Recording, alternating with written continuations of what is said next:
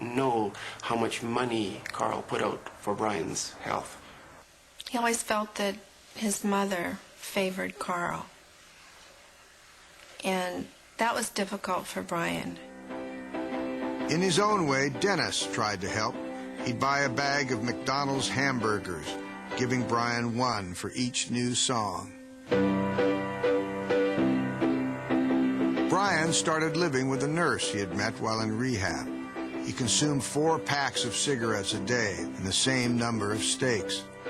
He ballooned to 325 pounds and took whatever substance he got his hands on.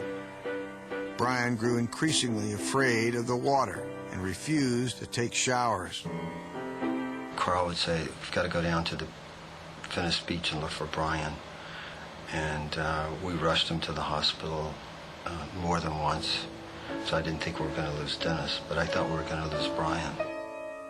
His longtime friends were powerless over Brian's illness. He just walked straight over to the piano and sat down, and he started playing the intro to one of their hits. He said, "Do you know this song?" "Yeah, Brian, I love that song. It's one of my favorites." "Do you know this song?" "Yeah, Brian, I love this song. I just love this song.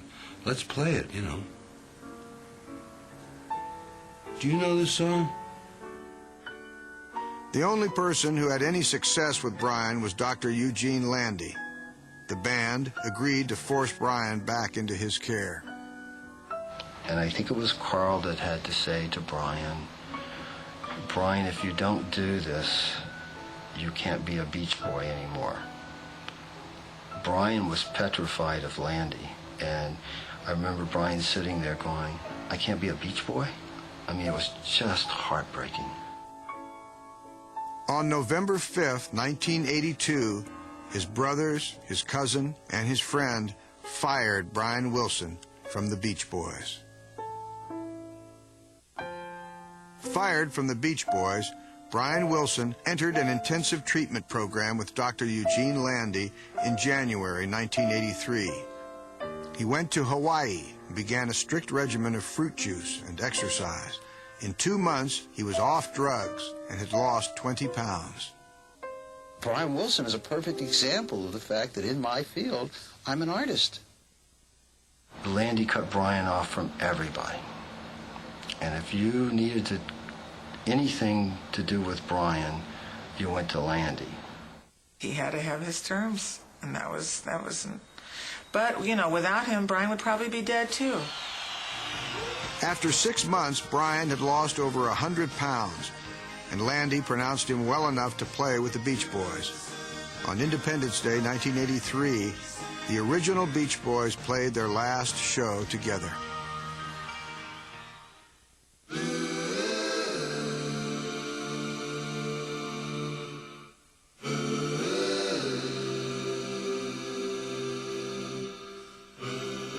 I knew that Denny would probably never die of old age. Dennis Wilson, the only real surfer in the Beach Boys, drowned while diving in a shallow harbor. His blood alcohol level was .26. I have had 2 losses in my family in the last 10 years, and it's been hard for me. The first loss was very hard, my father, and then, of course, my brother Dennis. It's hard to lose a brother and somebody who had such a vital, energetic thing about him, and I just don't want to talk anymore about it. Dennis was so much the balls of the group. You know, he had the look, he had the rebelness. It was a big hole in the Beach Boys when we lost Dennis. In 1984, Brian was clinically diagnosed as a paranoid schizophrenic and a manic depressive. Doctors also found brain damage from years of drug use. Landy put him on a new cocktail of medicines. Some claimed more to mind control his patient than to medicate him properly. The biggest challenge for me is to keep my sanity in this world, to keep a sanity going, you know, logic in my head going. That's real hard for me to do because I'm exposed to a lot of very insane things and things that don't make any sense. Landy's assistants, known as the Psycho Roadies, attended to Brian around the clock.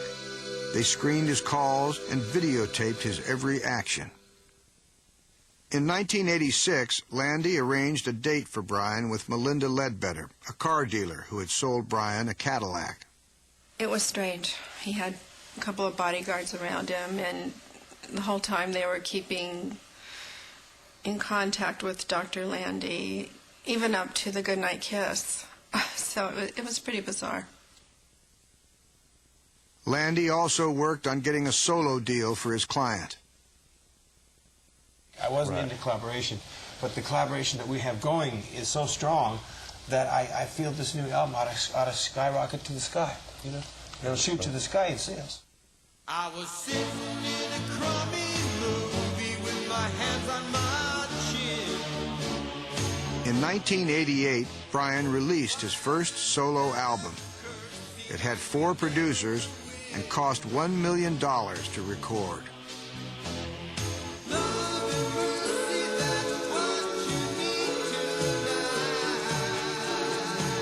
Whatever is going on in his life, he finds a way to make the music express what he needs. And he needed at that time love and mercy.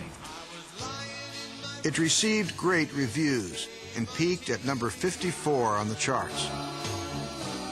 That same year, the California Board of Medical Quality Assurance charged Eugene Landy with several counts of malpractice, which included the illegal prescription of drugs.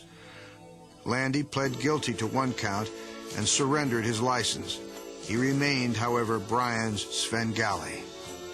Landy thinks that Brian is the goose that laid the golden egg. I think Gene thought it was all about Brian. Brian knew that it was all about his music, his brothers, his cousin, and his friend. The other Beach Boys released the song Kokomo. While Brian's album languished in the charts, Kokomo shot to number 1.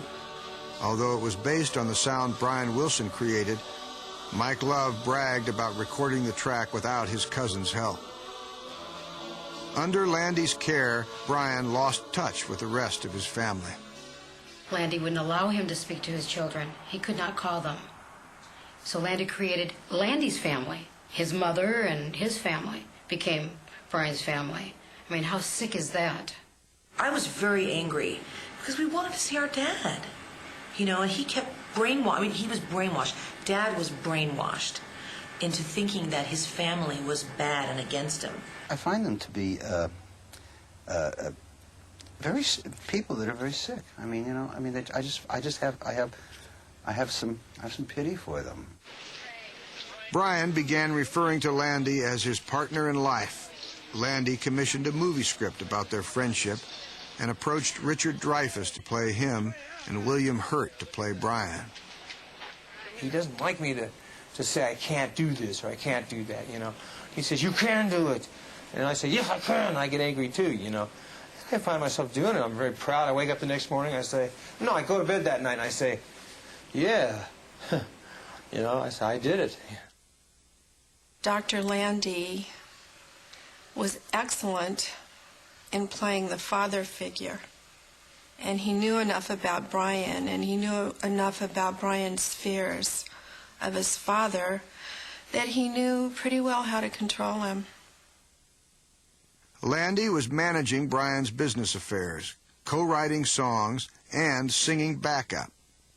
When questioned on national television about ethical violations, Landy was evasive. It's a rule that I can't explain it to you. Brian's relationship with Melinda ended when Landy found her questioning his decisions. In 1990, the Wilson family battled back by filing a number of suits and petitions to gain a legal conservatorship over Brian's life. The impetus was the alleged redrafting of Brian's will, in which Landy was named chief beneficiary. In 1991, Brian released a ghost-written autobiography. Its psychobabble and slanderous tone brought on lawsuits from other Beach Boys and from Brian's mother.